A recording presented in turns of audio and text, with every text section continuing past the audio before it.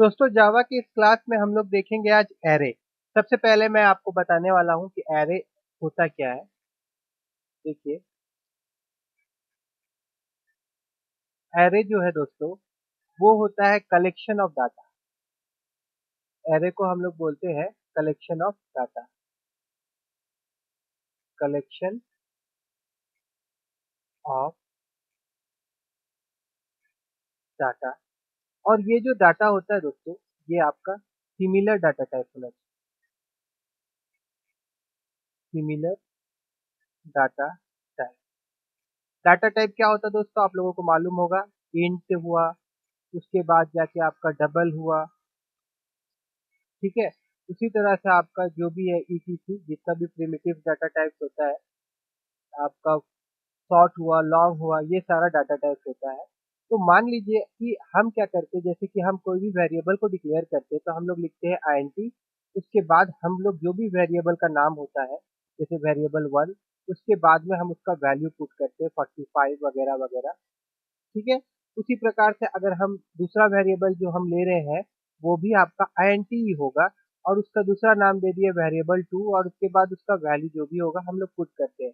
तो देखिए क्या हो रहा है दोस्तों, हम लोग को पहले तो ये मालूम होना चाहिए कि जो वेरिएबल का डाटा टाइप है, अगर सोचिए वो जितना भी वेरिएबल, एक एक प्रोग्राम बनाने में हम लोग को, तो मान लीजिए कि 5 या 6 वेरिएबल हम लोग यूज़ कर रहे हैं, और वो सारा का सारा डाटा टाइप जो है वो आईएनटी है, तो हम लोग इस प्रकार इसको डिक्लेयर नहीं करके हम लोग एक काम कर सकते हैं कि हम लोग एरे डिक्लेयर कर सकते हैं। अब एरे डिक्लेयर करने का जो रूल होता है दोस्तों, उसके लिए पहले आपको क्या करना पड़ता है। सबसे पहले तो हम लोग को डाटा टाइप लिखना पड़ता है, जैसे कि आपका DOUBLE, डबल एक डाटा टाइप हो गया। उसके बाद में दोस्तों हम लोग एरे का जो भी नाम देना चाहते हैं, एरे का जो भी नाम हम देना चाहते हैं, हम वो नाम दे देंगे यहाँ पे एरे का। ओह सॉरी दोस्तों, नेम जो भी देना रहेगा। उसके बाद square bracket open and close, इस तरह से एरे का डिक्लेरेशन हम लोग कर सकते हैं, ठीक है। और एक तरीका होता है दोस्तों कि ये स्क्वायर ब्रैकेट हम यहाँ नहीं पुट करके हम डाटा टाइप के बगल में भी स्क्वायर ब्रैकेट यूज कर सकते हैं। और वैल्यू जो है इनिशियलाइज करने के लिए हम यहाँ पे कर्ली ब्रैकेट का मदद लेते हैं, open and close curly bracket का मदद लेंगे हम लोग। और इस कर्ली ब्रैकेट के अंदर में हम लोग डाटा के बीच में कॉमा देते हुए डाटा को सेपरेट कर सकते हैं, और जो भी डाटा आपको फिलअप करना है वो फिलअप हम लोग यहाँ पे कर सकते हैं, ठीक है। और ये सारा डाटा जो होगा दोस्तों, ये स्टोर कैसे होगा, देखिए। ये डाटा जो स्टोर होगा दोस्तों, देखिए इस तरह का एक बॉक्स में बना लेता हूँ,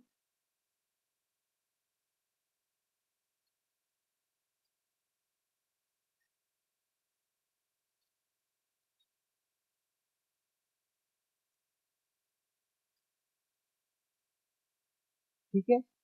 और इसके अंदर में ये डाटा सारा स्टोर होगा, जैसे कि पहला डाटा जो था यहाँ पे, ये आपका 45। दूसरा डाटा जो था आपका वो भी है 45। तीसरा डाटा जो है वो आपका 55। उसके बाद वाला जो डाटा है वो है आपका 45। उसके बाद वाला डाटा वो भी हम लोगों ने लिखा था 45, ठीक है। अब इस डाटा का एरे में और एक चीज होता है, जैसे इंडेक्स नंबर, ठीक है। और एक चीज याद रखिए कि ये सीक्वेंस ऑर्डर में आपका स्टोर होता है डाटा, मतलब एक के बाद एक के बाद एक स्टोर होता है, ठीक है। और हर एक डब्बा का एक इंडेक्स नंबर होता है, जैसे कि इस डब्बे का इंडेक्स नंबर जो है वो 0 होता है। इसका मतलब ये हुआ कि एरे का जो नंबर स्टार्ट होगा इंडेक्स का वो होगा 0 से। 0 के बाद में फिर आएगा 1, उसके बाद आएगा आपका 2, उसके बाद आपका आएगा 3, उसके बाद आएगा आपका 4।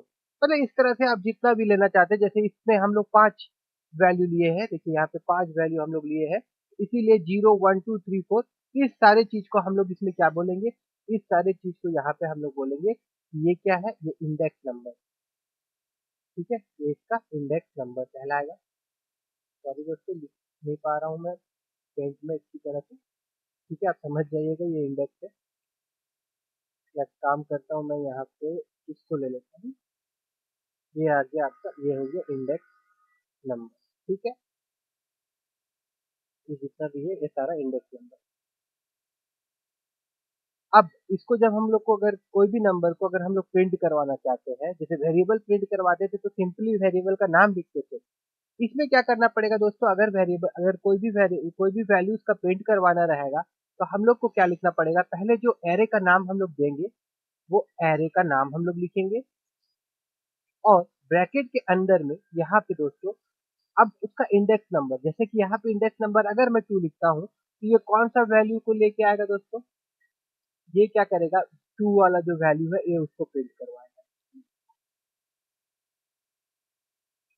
ठीक है, चलिए इसी को हम लोग करके देख लेते हैं। ठीक है, यहाँ पे तो मैं क्या, हाँ, देख यहाँ पे मैं जैसे एक एरे बनाने जा रहा हूँ, आईएनटी का एरे बना रहा हूँ। उसके बाद इसका एरे का नाम मैं मार्क लिख देता हूँ और उसके बाद इसके अंदर में मैं कुछ वैल्यू डालना चाहता हूँ, तो यहाँ पे मैं पहला वैल्यू जो है वो 10 लिख देता हूँ। उसका बाद वाला वैल्यू मैं 50 लिख देता हूँ, उसके बाद वाला मैं 60 लिख देता हूँ, फिर 70 लिख देता हूँ, उसके बाद 80 लिख देता हूँ। तो इस तरह से ये वैल्यू जो हुआ हम लोग यहाँ पे डाल देते हैं। ठीक है, अब अगर आपको प्रिंट करवाना है कोई भी वैल्यू इसका, तो आपको कैसे प्रिंट करवाना पड़ेगा, आपको लिखना पड़ेगा system dot out dot print LN और इसके अंदर में किस पोजीशन का इंडेक्स नंबर का कौन सा मतलब वैल्यू लेना चाहते हैं आप। अब जैसे 60 सोचिए 63rd नंबर में ये प्रिंट करवाना चाहते हैं, तो आपको यहाँ पे क्या लिखना पड़ेगा, सबसे पहले आपको लिखना पड़ेगा एरे का नाम और स्क्वायर ब्रैकेट में इसका पोजीशन। तो 60 का पोजीशन जो होगा कौन सा होगा, जो 0 1 2, ये आएगा 2 आएगा। यहाँ पे अगर हम 2 लिखेंगे और अभी हम इसको अगर कंपाइल करके देखेंगे, तो देखिए दोस्तों यहाँ पे ये 60 प्रिंट करवा रहा है। ठीक है दोस्तों, तो इस तरह से एरे हम लोग डिक्लेयर करते हैं और उसका वैल्यू जो है हम लोग इसको डिस्प्ले भी करवा सकते हैं। अगर यहाँ पे मैं कॉपी करूँगा और पेस्ट करूँगा और यहाँ पे मैं अगर 1 लिख दूंगा, तो ये सेकंड वाला पोजीशन जो है उसका वैल्यू दिखाएगा। ठीक। और उसी प्रकार से अगर मैं यहाँ पे पेस्ट करूँगा और यहाँ पे अगर मैं 0 लिख दूंगा और उसके बाद जाके फिर इसको मैं कंपाइल करूँगा, तो देखिए इस तरह से ये वैल्यू आएगा। ठीक है दोस्तों, उसी तरह से देखिए जैसे एक प्रकार हो गया है और एक प्रकार मैं बताने जा रहा हूँ आप लोगों को। जैसे कि हम लोग आईएनटी लिख सकते हैं, उसके बाद हम लोग आईएनटी लिखने के बाद में मैं स्क्वायर ब्रैकेट दे दिया, उसके बाद यहाँ पे मैं मार्क लिख दिया। अब मेरे का आपको साइज अगर डिक्लेयर करना है, तो उसके लिए आपको इस तरह से आप उसका साइज डिक्लेयर कर सकते हैं।